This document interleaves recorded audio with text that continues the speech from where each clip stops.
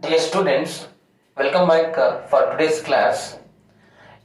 So let me remind you what we discussed in the previous class. We had gone through the introduction of the chapter Animal Kingdom to go with basis of classification.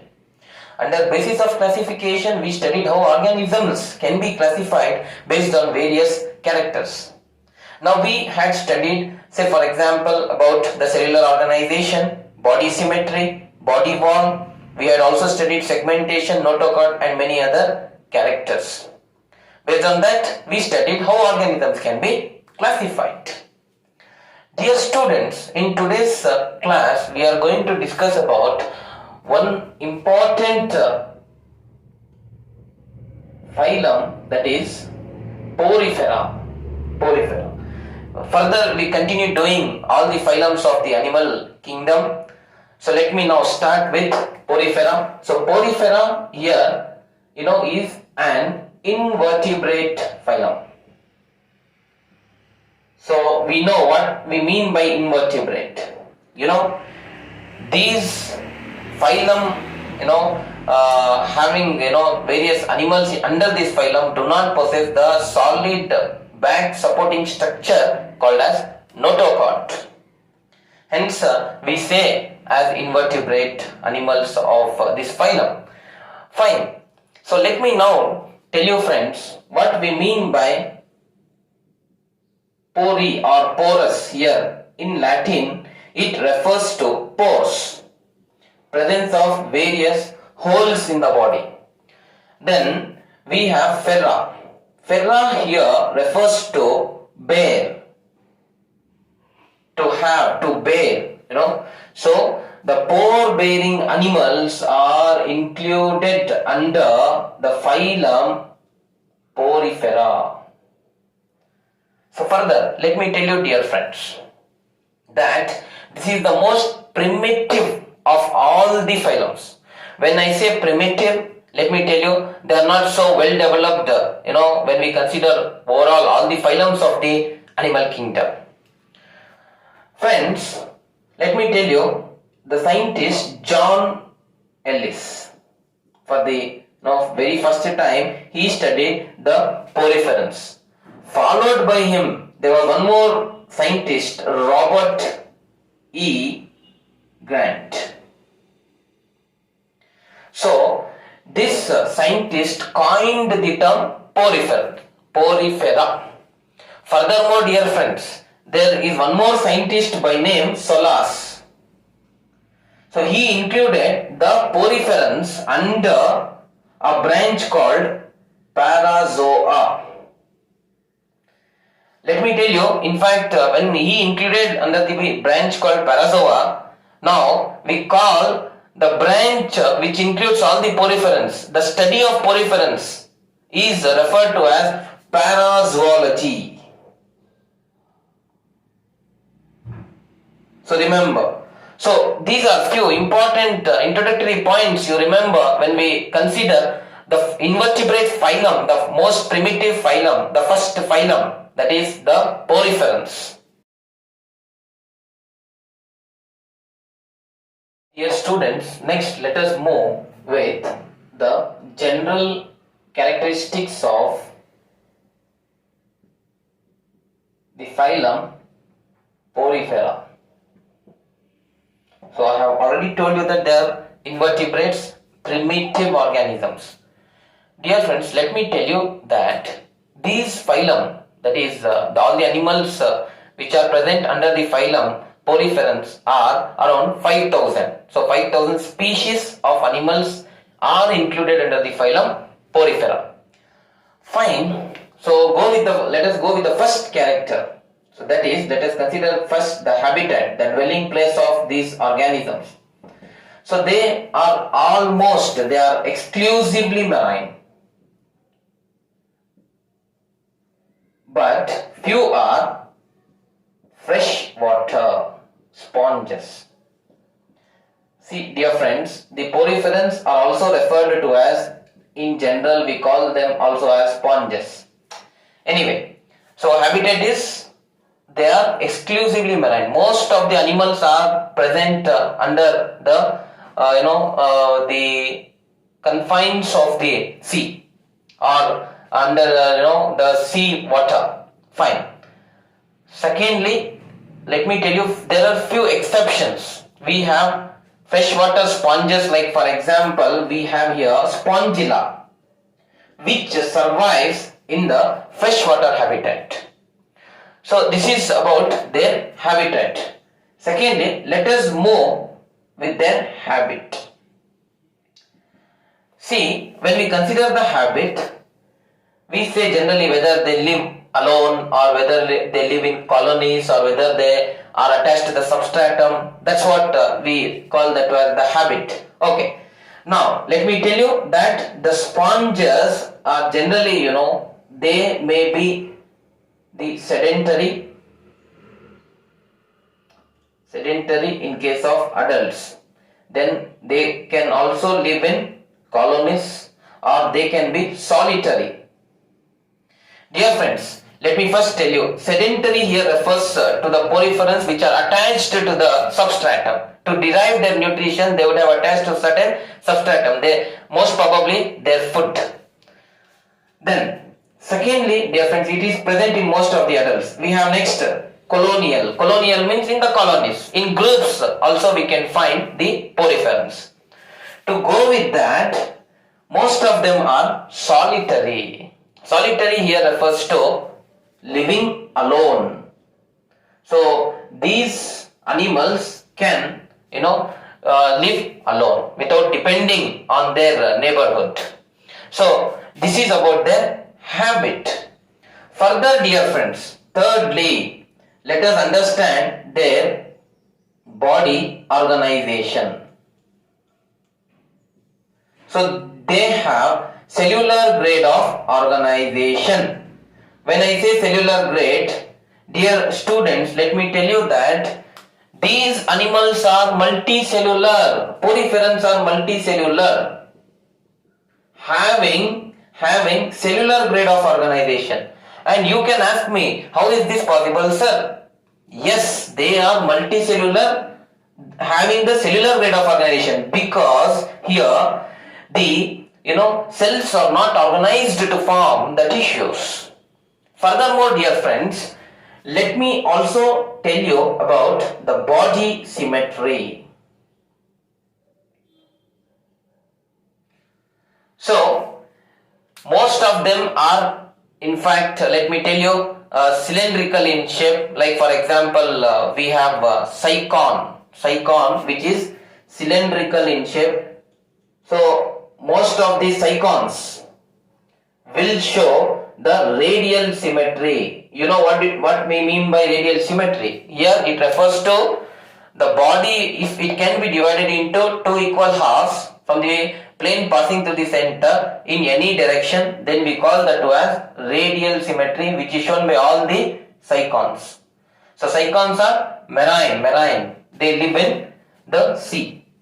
Okay, secondly, let me tell you, dear friends, other than cycon, all other sponges, in fact, show asymmetry. They show asymmetry. Asymmetry, we know that their body cannot be divided into two equal halves from any plane passing through the center. Dear students, next let us discuss about one more very important characteristic feature of the poriferan, that is the body wall. Friends, let me tell you that the poriferans are lined by, see, the outer ectoderm and the inner endoderm. So as they are having two body walls, they are referred to as diploblastic animals. This is one point, dear friends. Further, to go with that, let me tell you the outer ectoderm here is generally referred to as pinacoderm, and the inner layer here it is, or the body wall is referred to as the choanoderm. The pinacoderm, dear friends, is made up of specialized cells called as pinacocytes, and the inner layer is made up of choanocytes. Friends, these choanocytes, what we have, the endoderm or the inner body wall. See, it has in its body the flagella. So flagella will arise from the choanoderm. So from the choanocytes, fine. So as they bear flagella, they can also be referred to as the flagellated or the collar cells, dear friends. So fine, let me tell you now that between the pinacoderm and the choanoderm, see here we have the pinacoderm, the outer layer, inner layer, we have the choanoderm. So in between these two layers, we have a fluid filled cavity. This fluid filled cavity is generally jelly like. It is made up of generally the spongin fibers. To go with the spongin fibers, it also has spicules, and later it is made up of many cells. Generally we call them as amoebocytes, amoeba like cells. Fine, dear friends. So now let us discuss about this fluid filled cavity which is present in between the pinacoderm and the choanoderm. First of all, let me tell you, it is made up of spongin fibers, I said you. So lot of fibers are deposited there. So secondly, spicules. When I say spicules, dear friends, let me tell you, they are the internal skeleton present in the sponges. Spicules are the internal skeleton present in the sponges. Fine. So it is generally present in the cavity, fluid filled cavity. So next we have amoebocytes. Friends, here let me tell you, the amoebocytes are categorized, are divided into various types of cells. Firstly, let me tell you, we here most importantly, let me tell you, we have the trophocytes. Secondly, we have schizocytes. Then we have scleroblasts. Fourthly, we have archaeocytes.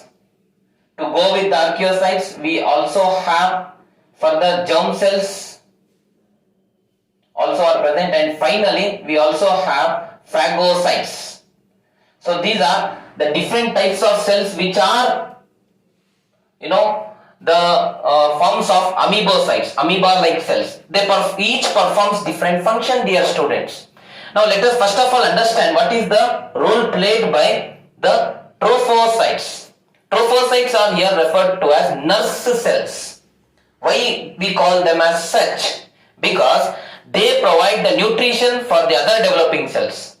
That's why they are referred to as nurse cells. Nurse cells. Secondly, dear friends, we have schizocytes. These schizocytes are the storage cells which are found in the poriferans or the sponges. Thirdly, we have scleroblasts. So these scleroblasts are the specialized cells which secrete the spicules. I talked about spicules here. So spicules are the internal skeleton in the sponges. So this internal skeleton, which is needle-like, crystalline, it is needle-like and crystalline, so is secreted by the specialized cells called as scleroblasts. So they are in fact we call chalcoblasts in we have calcareous sponges where calcium is the major component. There we call the cells, scleroblast cells, as chalcoblasts. And siliceous sponges where silica is the major the skeleton component, there we refer that to as silicoblasts. So I hope you understood this. The same scleroblasts are called chalcoblasts in calcareous sponges, and the same scleroblasts are referred to as silicoblasts in siliceous sponges. Fine, dear friends. Next we have archaeocytes. These cells are again very specialized cells, they are totipotent in nature. That means to say, these cells can lead to the formation of many other different cells. So that is about these cells. Then further, the germ cells or the sex cells are present, which form the sperm and the ovum. So in the sponges. Then further, dear friends, phagocytes help in the last cells, the last type of cells under amoebocytes. These phagocytes, the word itself says phago, that refers to engulfing. It engulfs the excretory components, and also it derives food from the choanocytes. The choanocytes, the inner cells, so from that it derives the nutrition, also stores here. So anyway, so these are few important aspects pertaining to the body wall, dear students, we need to remember. Students, so moving on to the next important characteristic feature of this poriferan, let me tell you, the first and foremost important aspect here is that the body cavity of the sponges is called to as the spongocoel. Further, let us discuss about the canal system. So when we talk about the canal system, it is the water transportation system which can be present as a special character in the sponges or the poriferans. Here, it is important for so many important functions. It helps in food gathering. Secondly, it eliminates the waste of the body. So that is excretion. It also helps in obtaining the the oxygen which is required for their survival. That is, it also helps in respiration. So these three important aspects, food gathering, excretion, respiration, is performed by the water canal system, or in simple we can say the canal system. So dear friends, further the canal system is divided or studied in three ways. One is the Ascon type, followed by the Sycon type, and then we have Leucon type. So this is the most simplest type of what we can say the canal system which is present in the poriferans. So the water enters through ostia. We know, dear friends, we have the sponges wherein we find them, this is the osculum attached to the substratum, they are attached to the substratum generally. So this is osculum, and many minute pores are present in their body. We call that as ostia. Anyway, so there are many inner canals which leads to spongocele. Remember, there are many inner canals which leads to spongocele. Fine. So in case of Ascon type, water enters through the minute pores called ostia, and then it directly goes to the body cavity of the sponges, which is referred to as the spongocele.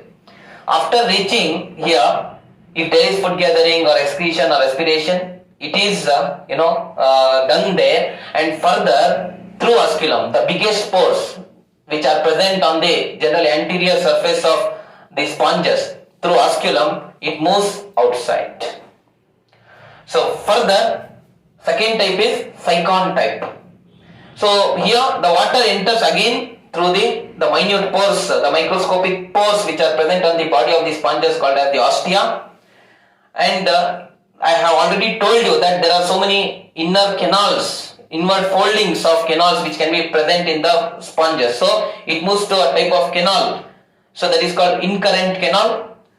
From the incurrent canal, it moves to the radial canals through the structures called prosopiles. From the radial canals, then it moves to the body cavity, that is the spongocele, through the structures called apopiles. Then finally it moves outside through the osculum, the largest pores which can be present in most of the poriferans, especially on the anterior side. So from the osculum it moves outside.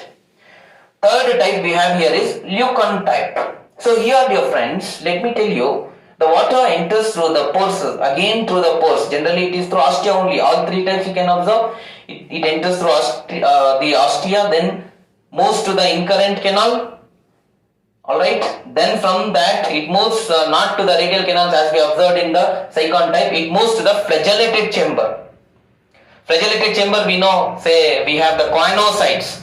which has flagella. So there, lying by the what we can say the choanocytes, we have the chamber there. So part of spongocyl, we call that as flagellated chamber.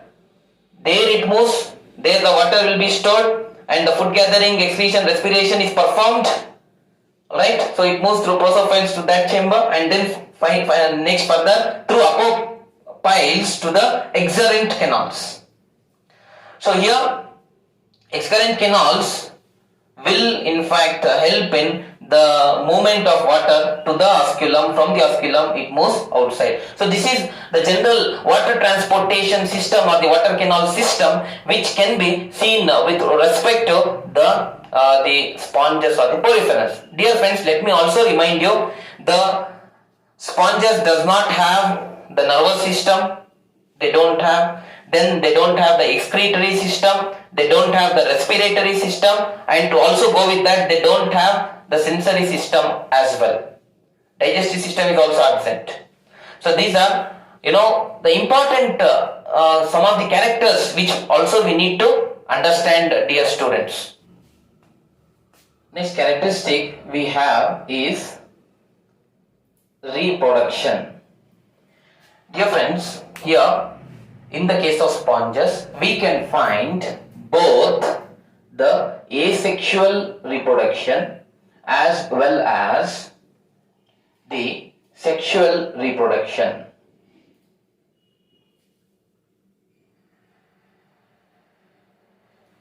So here, let me tell you, dear friends, when we consider the asexual reproduction, these sponges generally they show the fragmentation. They also have regeneration, and to go with regeneration, they also have few more important asexual reproduction aspects, that is the gemmules they form. Okay. Firstly, let me tell you that fragmentation, as we all know, is a type of asexual reproduction where the sponges, they form many fragments. So, from those fragments, few of the fragments will develop to form the sponges, few may not form. That is fragmentation. So, this is occurring without the process of fusion of male and female gametes, hence it is asexual reproduction. Okay, friends. We also have regeneration. It is also an important characteristic. Let us say regeneration is an ability of an organism to form the lost body part. In generally, as you have studied, say for example, you might have studied about the lizard, where if the tail gets cut, again it can regenerate. The similar manner in many phylums we do find, like echinodox and coelentrates, which are further going to discuss. So here also we can find regeneration. So that is, if any body part is lost, they can definitely reform them. Next, gemmules. Gemmules, dear friends, are the internal buds. They are generally the dormant internal buds which are present in the embryos especially. So fine, they are the internal buds which can be present in few freshwater sponges. So I have already given the example of freshwater sponge, famous, which is very much famous, that is Spongilla. So in the Spongilla, there is the asexual reproduction which is occurring through the formation of internal buds, is called as the gemmules. So this is with respect to their asexual reproduction, dear friends. Moving on to the sexual reproduction. So here they are referred to as hermaphrodites. When I say hermaphrodites, let me tell you, they are bisexual organisms. So here, that means to say, these organisms have both the male sex organs as well as the female sex organs, or the male reproductive structures and the female reproductive structures are present in a single individual. Most of them, in fact, all of them are hermaphrodites here, that is bisexual organisms. So the male, in fact, gonads or the male reproductive structures will produce the male gametes, whereas the female reproductive structures will produce the ovum or the egg. So here, as we are talking about sexual reproduction, let me tell you, the male gametes and the female gametes are the male sex cells and the female sex cells, that is the sperm and the ovum. Okay, male gametes, or we can also refer that as sperms, children. So here both will fuse. The process of fusion of male and the female gamete, as we all know, we term it as the fertilization process. So here, dear friends, let me tell you that fertilization, that is the fusion of male gametes and the female gametes, here is internal. When I say internal, let me tell you that in fact the fusion of male and female gametes occurs inside the female body. So note that point. Second, in the reproduction itself, let me tell you one more important point. Development. After fertilization, next comes development. Dear friends, there are two types of development. One is direct development and the another one is indirect development. So what we mean by that? Direct development here refers to the organisms which without forming larva, they directly develop into the organisms, the adult organisms, without any larval stages, is called direct development. Indirect development, here the organisms have to pass through the metamorphosis. They have to form from the larval stages itself. That means first larva, then there are stages, then forms the adult. So in between the developmental stages which occur from the larval stages till the adult organism is formed, in between all these stages is the stages is referred to as metamorphic changes. It is also referred to as metamorphosis.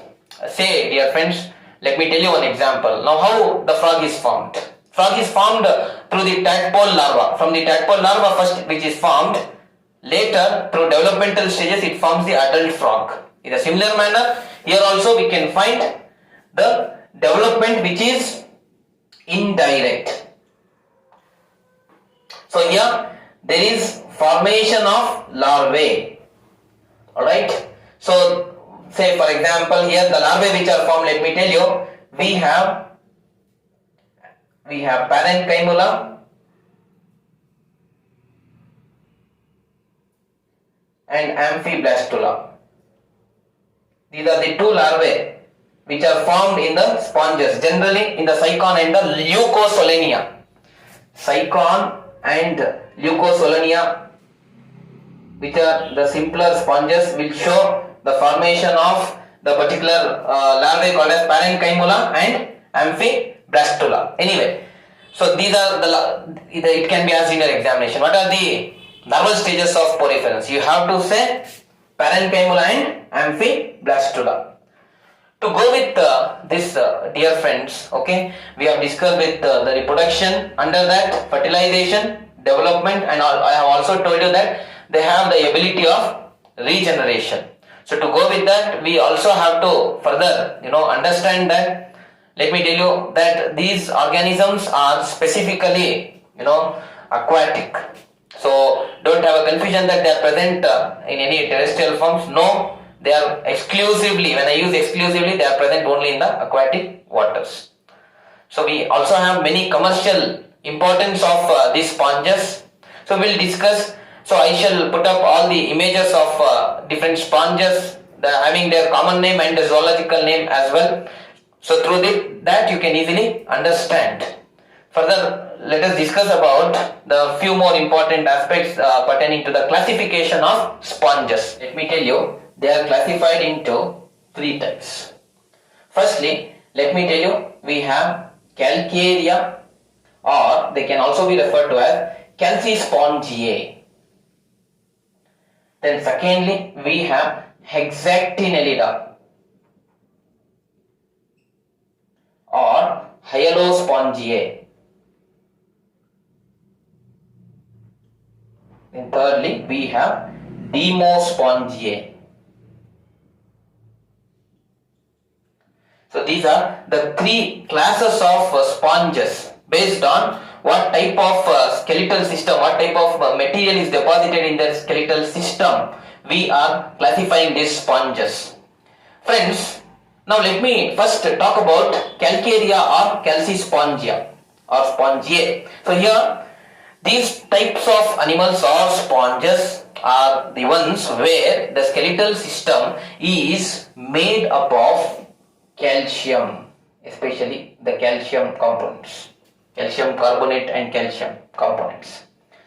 Further, let me give few examples of the calcarea. We have leucosolenia. To go with that, we also have cycon and grantia. So these are the examples for calcarea where the skeleton is made up of calcium or calcium components. Here, secondly, we have Hexactinellida or hyalospongia.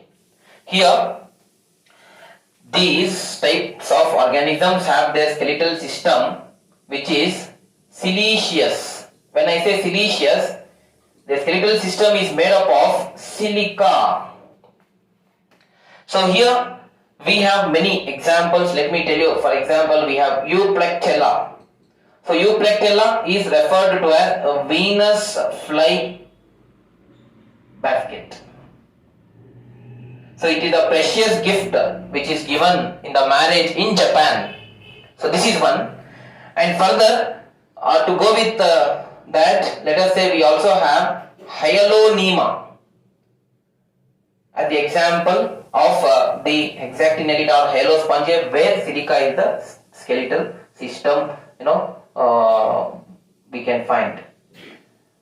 Hyalonema, let me tell you that it is also referred to as glass rope sponge. Further, to go with that, we also have the third class of sponges, that is Demospongiae. So here, dear friends, let me tell you, the spongin fibers generally are highly deposited in these sponges. They are formed of spongin fibers majorly. So fine, dear friends, here the examples we can give is Euspongia. So it is also referred to as bath sponge. Generally, when we dry this sponge, we are going to get spongin fibers. So hence it is also utilized for the bathing purposes. Hence it is bath sponge. So calcarea, Hexactinellida and Demospongiae are the three different classes of the poriferans or the sponges, dear friends.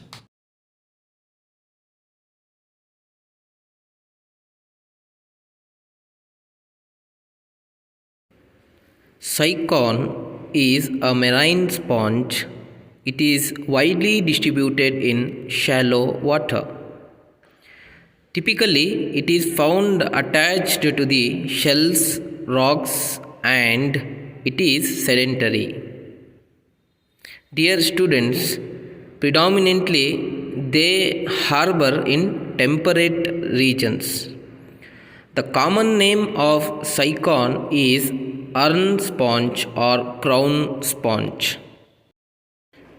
Dear students, next example we have here is Euplectella. So let me tell you that Euplectella lives in commensal relationship with certain shrimps or mutualistic relationships. Together it lives, helping the shrimps. At the same time, it derives nutrition from the shrimps. Euplectella is given as a precious marriage gift in Japan, dear friends. Here it symbolizes the idea that till death us do apart. So as a gift, as a precious marriage gift, it is given. In Hyalonema, the body is comprised of a ball-like apical part. Here apical part refers to the top anterior region, and a long rope-like stalk. Further, Hyalonema is a marine animal. It is free living sponge.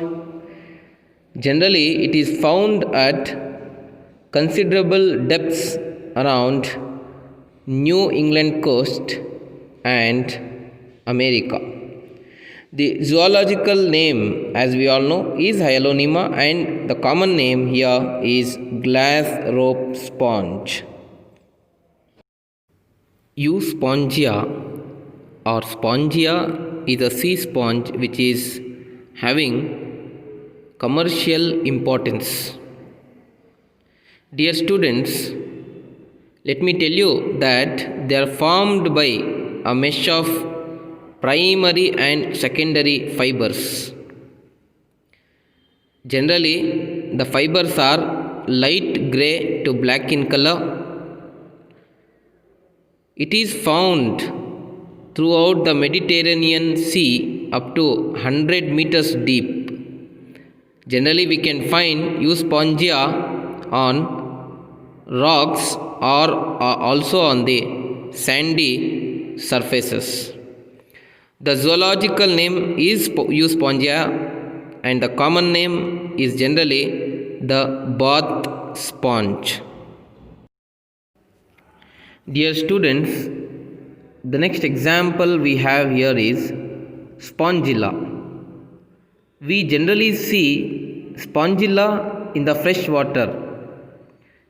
In fact, Spongilla is the most commonly found freshwater sponge. Let me tell you, it is found mostly in the lakes and slow running streams. Dear students, we can find this freshwater sponges or Spongilla attach themselves to the rocks and also to the logs.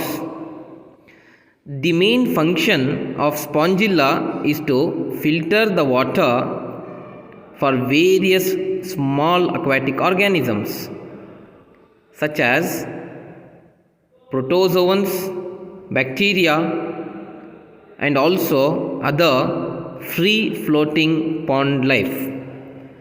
The common name of Spongilla is freshwater sponge. Dear students, next we have Chalina.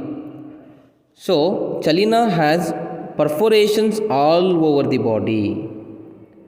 So, that means to say the pores are widely distributed on the surface of the body. It is also a marine sponge that is found in the sea. Generally, we can find Chalina well distributed from Rhodes Islands to Labrador. The common name of Chalina is dead man's finger. So, other than that, it can also be referred to as mermaid's glove. Phylospongia.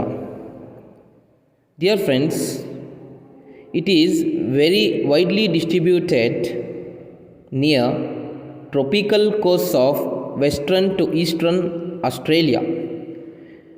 We can also find Phylospongia in tropical and subtropical areas. So, tropical and subtropical areas covers like we have Indian Ocean, Great Barrier Reef, Papua New Guinea, South Pacific Ocean, Red Sea. All these are the major regions of tropical and subtropical.